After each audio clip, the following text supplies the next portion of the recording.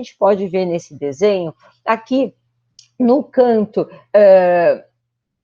esquerdo, no canto esquerdo desse desenho central aqui do slide, a gente tem um alvéolo num estado normal, né? A gente vê aqui a camada de surfactante dentro do alvéolo, a gente vê aqui o espaço intersticial, que é um espaço onde circula o líquido intersticial, que é o meio entre o vaso sanguíneo e o alvéolo, e temos aqui, então, o vaso sanguíneo, né, que vai trazer o sangue, que vai trazer, então, o oxigênio e o gás carbônico, né, para que haja troca gasosa. Então, o oxigênio que está aqui no alvéolo vai para o vaso sanguíneo, e o vaso sanguíneo traz o CO2 para ser expelido pelas nossas vias aéreas. No entanto, aqui do lado direito dessa mesma ilustração, a gente pode perceber um desenho completamente diferente. A gente tem uma mesma estrutura, que é um alvéolo, porém num estado de doença, num estado de SARS, ou seja, síndrome da angústia respiratória severa, causada pelo Covid-19. A gente tem aqui uma tempestade de citocinas pró-inflamatórias. Citocinas pró-inflamatórias são substâncias como, por exemplo, a interleucina tipo 2, a interleucina 8, a interleucina 10, que acabam favorecendo o aumento do processo inflamatório. Esse vírus entra no nosso organismo, entra no alvéolo e começa a causar danos. Esse dano ativa os macrófagos e outras células do nosso sistema imunológico para tentar combater esses danos, para tentar combater esse vírus. Só que essas células acabam trabalhando muito, e o trabalho em excesso delas faz com que haja um aumento de substâncias tóxicas e essa ativação dessas citocinas, que são citocinas danosas, são citocinas que favorecem o aumento do processo inflamatório. É o que a gente chama de citocinas pró-inflamatórias. E aí as substâncias anti-inflamatórias ficam guerreando com essas citocinas pró-inflamatórias. E isso leva um tempo para ser resolvido. E vai depender de uma série de fatores para que isso seja resolvido de uma maneira que a gente possa garantir que o paciente sobreviva. Enquanto essa questão inflamatória não é resolvida, isso vai trazendo danos para o alvéolo. E aí, então, o surfactante vai sendo destruído. A gente tem que lembrar que o surfactante é uma substância que ajuda a diminuir o grau de tensão superficial do alvéolo. Se você não tem surfactante, a tendência desse alvéolo é colabar. Se o alvéolo colaba, você deixa de ter um alvéolo que realizaria as trocas gasosas. Então, imaginem que vários alvéolos do seu pulmão estão comprometidos por um processo inflamatório que leva a dano ao surfactante. O que você vai ter? Várias áreas de alvéolo consolidado, colabado, de atelectasia, ou seja, várias áreas onde a troca gasosa não vai poder acontecer, porque você não tem alvéolo que vai conseguir estar aberto para que o ar entre, para que a troca gasosa seja realizada. E também, de uma maneira simplista também falando, a gente tem que lembrar que mesmo aquele alvéolo que ainda não chegou ao estado de colabamento, o fato dele ter todo esse processo inflamatório acontecendo dentro dele dificulta a troca gasosa. A gente tem aqui um aumento da permeabilidade alvéolo capilar. E isso diminui a capacidade do oxigênio de conseguir se difundir através da membrana alvéolo-capilar para poder passar para o capilar sanguíneo. Então, o sangue que está aqui nesse capilar sanguíneo não vai conseguir captar oxigênio, porque esse oxigênio não conseguiu transpor essa barreira, porque essa barreira está cheia de líquido, cheia de processo inflamatório, cheia de células pró-inflamatórias que impedem aí a difusão dos gases. E por isso, então, o paciente evolui com muita falta de ar, com dispneia, com queda da saturação periférica de oxigênio. Além disso, além dessa característica inflamatória dos pulmões, do alvéolo propriamente dito, além desse dano alveolar difuso que a gente observa nesse tipo de síndrome da angústia respiratória severa do Covid-19, o que a gente observa no Covid-19, diferente de outros tipos de síndrome da angústia severa, de outros tipos de pneumonia, é que além desse dano pulmonar, eu tenho também dano no endotélio vascular pulmonar, ou seja, a camada mais interna, a parede interna dos vasos sanguíneos fica comprometida. Ela também sofre processo inflamatório, e isso diminui a proteção dessa barreira vascular, aumentando a permeabilidade vascular, ou seja, aumentando a possibilidade de substâncias passarem do vaso para o meio externo. Então, tem maior possibilidade de haver extravasamento de líquido para dentro do alvéolo, porque essa barreira, essa parede capilar, esse endotélio vascular está inflamado, está com danos. Além disso, a gente tem aquelas alterações hematológicas. Então, deixa eu apagar aqui os rabiscos que eu fiz para vocês focarem só nisso aqui, olha. Só aqui agora, nessa questão capilar, nessa questão sanguínea, a gente tem a ativação da formação de microtrombos, tá? Essa ativação da coagulação, essa formação de microtrombos favorece esse dano do endotélio vascular e dificulta a passagem do sangue por aqui. Então, além de você ter um alvéolo que está inflamado, você também tem danos nos capilares sanguíneos. E esses danos são causados por esse coágulos, microcoágulos formando ali, que dificulta a passagem do sangue. Então, você acaba tendo uma alteração, uma disfunção da troca gasosa, não só porque o alvéolo está inflamado, como também pela parte sanguínea, pelo capilar, que não está funcionando adequadamente por esse sangue que está ali cheio de microcoágulos. E isso acaba resultando em disfunção de vários outros órgãos, porque vários capilares que levam sangue para os rins, para os fígados, para o coração, para o cérebro, estarão repletos desses microtrombos. Por isso que esses pacientes podem apresentar não só uma pneumonia severa, como uma disfunção de vários órgãos, que é o que a gente chama de disfunção sistêmica, disfunção múltipla de órgãos, tá? Ou seja, a gente tem uma doença que não traz apenas um acometimento pulmonar.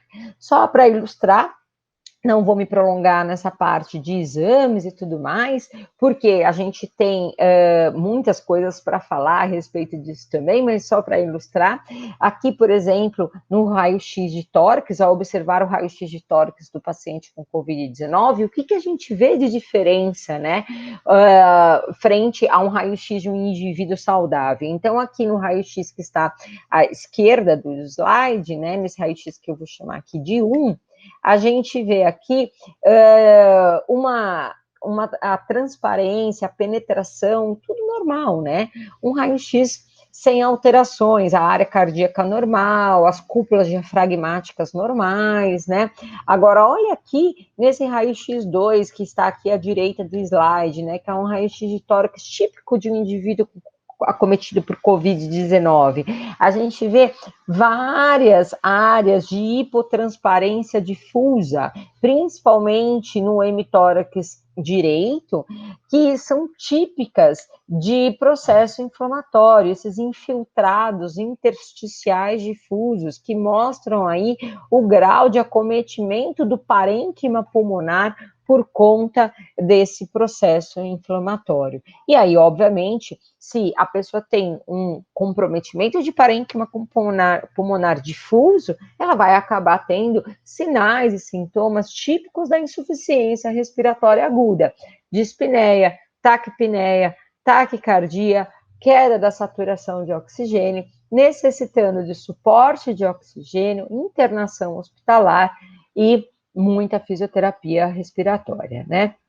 Além disso, esse doente, infelizmente, pode acabar evoluindo com uma forma ainda mais grave da doença, levando à necessidade de internação em unidade de terapia intensiva para que ele faça o uso da ventilação mecânica invasiva.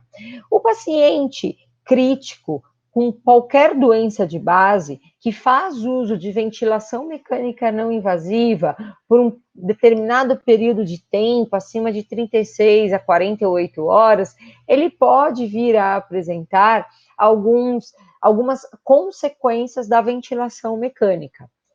Ou seja, quando um paciente tem insuficiência respiratória aguda e a gente precisa usar a ventilação mecânica para tratar a insuficiência respiratória aguda, a gente pode vir a ter algumas consequências não muito boas disso, porque você está tratando a insuficiência respiratória através de um método muito invasivo, que exige muito tempo de uso de sedação e de outros medicamentos, e isso pode trazer várias consequências severas. Por isso que nós, profissionais que trabalhamos na unidade de terapia intensiva, temos que estudar muito. A gente precisa ter um conhecimento de todos esses fatores para poder prevenir o desenvolvimento de consequências ruins da ventilação mecânica. Uma dessas consequências, e que é uma das mais alarmantes, é a fraqueza muscular do doente crítico, né? O paciente que fica muito tempo em ventilação mecânica, em sedação, ele acaba tendo aí uma dificuldade de realizar alguns movimentos. Nós, da fisioterapia, encontramos algumas barreiras para realizar a mobilização desse indivíduo, e aí isso faz com que o paciente fique muito tempo parado no leito, e quanto mais tempo parado no leito, mais massa muscular ele perde. Então, a fraqueza muscular do doente crítico acaba acarretando numa série de outras questões que a gente chama de síndrome pós-UTI, que é aquele paciente que apresenta uma fraqueza muscular intensa, um cansaço muito grande, associado aí a um condicionamento físico muito precário, muito deficitário, e isso leva tempo para reabilitar. Então, uma das coisas que a gente tenta fazer é prevenir o desenvolvimento dessa fraqueza muscular do paciente crítico. Isso em qualquer paciente que esteja crítico internado na unidade de terapia intensiva. No entanto, o paciente com Covid-19 é um paciente que tem ainda muito mais chance de evoluir com a fraqueza muscular do doente crítico e com todas as suas consequências ruins. Por quê? Porque o paciente com Covid-19, como ele desenvolve um quadro de uma pneumonia intensa, dessa síndrome respiratória severa, desse processo inflamatório e hematológico, que contribui numa perda muito grande da função respiratória, esse paciente acaba sendo entubado e fazendo uso de ventilação mecânica por um longo período de tempo. A recuperação dessa insuficiência respiratória e desse processo inflamatório é muito longa, é muito árdua. Quanto mais tempo o paciente fica em ventilação mecânica, maior a necessidade que esse paciente vai ter de uso de sedação. E a sedação favorece o desenvolvimento do delírio, que é algo que dificulta a gente a combater a fraqueza muscular do doente crítico. A sedação é uma barreira para a gente mobilizar o paciente. Além disso, o paciente com Covid-19, como ele tem as trocas gasosas muito ruins, a gente tem muita dificuldade de começar a fazer alguma coisa da parte da fisioterapia motora, porque como ele tem um déficit da chegada, do aporte de oxigênio aos tecidos, tudo que a gente vai fazer com esse paciente, ele pode acabar instabilizando. Então, isso dificulta muito a gente conseguir diminuir o impacto que esse imobilismo no leito vai trazer para esse paciente. Além disso, esse paciente apresenta um processo inflamatório que leva a um desequilíbrio, uma dificuldade da gente conseguir garantir um ajuste ventilatório adequado, muitas assincronias e também a necessidade desse paciente manter-se na posição prona, faz com que a gente tenha que usar bloqueadores neuromusculares, às vezes por mais de 24, 36 horas, né? Só pensar que um paciente com Covid-19 deve ficar na posição prona, ou seja, de barriga para baixo, de decúbito ventral, por até 16 horas. Então, no mínimo por 16 horas na posição prona, em uso de bloqueador neuromuscular, associado a outros sedativos e outras drogas. E aí, então, se você tem uso de bloqueador neuromuscular, você vai ter fraqueza muscular dessa musculatura que foi toda bloqueada. Associado a isso, esse paciente também vai fazer uso de corticoide, porque hoje a gente sabe que o corticoide tem sido um tratamento medicamentoso muito eficiente para pacientes com Covid-19, né? A associação de corticoide com antibiótico terapia. Mas os corticoides usados em excesso por longo período de tempo também são danosos, tanto para a massa óssea quanto para a massa muscular. Então, diversos fatores relacionados à própria internação na unidade de terapia intensiva, ao próprio uso de ventilação mecânica invasiva, favorece o desenvolvimento da fraqueza muscular do doente crítico de uma maneira muito mais potencializada ao paciente com Covid-19. E, paralelamente a isso, a gente tem que lembrar, como eu falei há pouco, que o Covid-19 não é uma doença só do trato respiratório, ela é uma doença multissistêmica. A gente tem aí um processo inflamatório que traz danos no coração, tem sido constatado pacientes que evoluem com miocardite, processo inflamatório intenso e importante no coração, prejudicando a bomba cardíaca, levando à insuficiência cardíaca e a choque cardiogênico, pacientes com arritmias diversas, pacientes que evoluem com quadro de isquemia, infarto agudo do miocárdio por conta dessa formação de microtrombos. Temos também danos renais importantes, as células tubulares dos rins sofrem um processo inflamatório associado aos microcoágulos formados nas microartérias dos rins. Então, são pacientes que facilmente evoluem com uma insuficiência renal aguda importante. Alterações hepáticas, o fígado também acaba sendo prejudicado e os pacientes vão apresentando um aumento da produção das enzimas, né, TGO, TGP, aumento de bilirrubinas, típico de disfunção hepática. E uma das coisas mais importantes que tem se visto é o acometimento do sistema nervoso central. Muitos e muitos pacientes internados em unidade de terapia intensiva por Covid-19 têm apresentado sintomas de ataxia, sintomas de acidente vascular cerebral, tanto isquêmico quanto hemorrágico, sinais de convulsões, epilepsia se formando, além de alterações de difusão da informação, disfunção, desculpa, do sinal que chega aos neurônios motores, né, levando a uma neuralgia, né?